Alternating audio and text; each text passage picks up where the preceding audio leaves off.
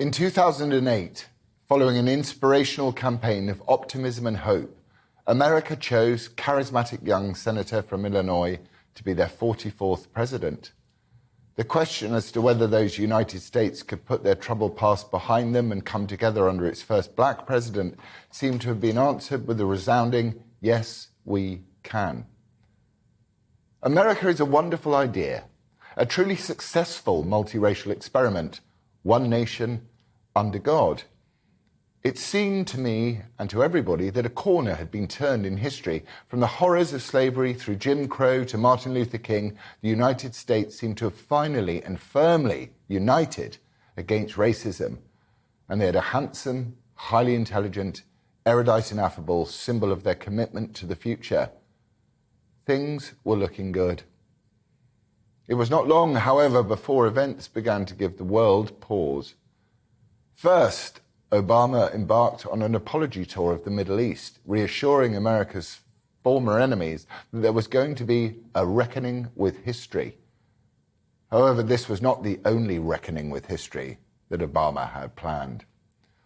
Over the course of the next 8 years, he drove deep chasms into American society and adopted policies which saw Americans standing in the world wither. The nihilistic death cult that is ISIS took full advantage of his indecision, sweeping across Iraq and Syria. In Syria, his uncrossable red lines were crossed as children gasped their last frothing, chlorine-filled breaths at the hands of Assad's helicopter henchmen. In Libya, the American embassy overran, the ambassador butchered. America, once the strong man of the world, had lost its most crucial weapon, deterrence. The days of speaking softly while carrying a big stick were over, and it wasn't only abroad that Obama's resentful dislike of his own nation prevailed. He had his eyes set on division at home as well. He stoked and promoted tribalism and racial tensions through rhetoric the likes of which had not been heard since Woodrow Wilson. And by the time he left office, confident that the project to dismantle the Constitution would be passed into the safe hands of Hillary Clinton, America had had enough. The passing of the crown, however, was not to be. The United States, tired of the inward-looking tyranny of the majority, sought a new hope, and it came in the form of a Manhattan millionaire who wore a long red tie and waxed lyrical about making America great again. Donald Trump spoke passionately to the miners Clinton dismissed as soon to be out of a job about our beautiful coal and our jobs.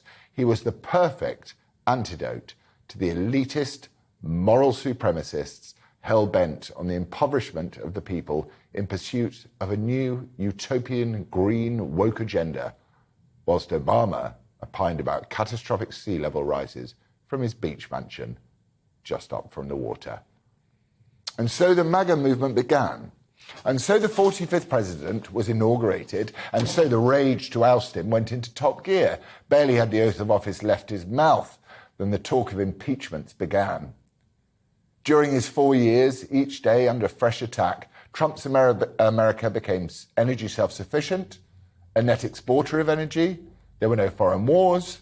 He put little rocket man back in his box, then shook his hand on the 38th parallel. He savaged China with trade tariffs as they stole and copied American innovation. Black and Latino unemployment hit all-time lows. He started Space Force. He wiped out ISIS. He brokered peace deals in the Middle East. He returned al-Baghdadi to the dust. His appointments made the Supreme Court conservative. He created record jobs. He restored deterrence, so crucial to world peace. And he did this all whilst under constant attack from the ever more crazed and frothing Democrats. Following 2 impeachments and an unending media attack, he lost the 2020 general election to Joe Biden after record millions in mail ballots sealed his fate. We look across at the America that Joe Biden has awoken in these last 2 years with fear. Afghanistan, open borders, the blossoming growth of identity politics, the sanctioned mutilation of body dysmorphic children, cities where the homeless defecate openly in the streets and defunded police are left trying to cope with soaring crime, looting, shooting, and lawless living. An America without pride or purpose, desperately looking under any rock for racism and white rage, and when not finding it, giving Jussie Smollett a call. But the midterms are coming. And with an escalating crisis in the Ukraine threatening the first use of nuclear weapons in 70 years, is the MAGA movement coming back? Can America be saved? Can the world? So tonight, we want to look at our special relationship with the United States. And I'm asking you, what can we learn from MAGA? And how can we make the UK great again? I'm asking you, how can we make the UK great again?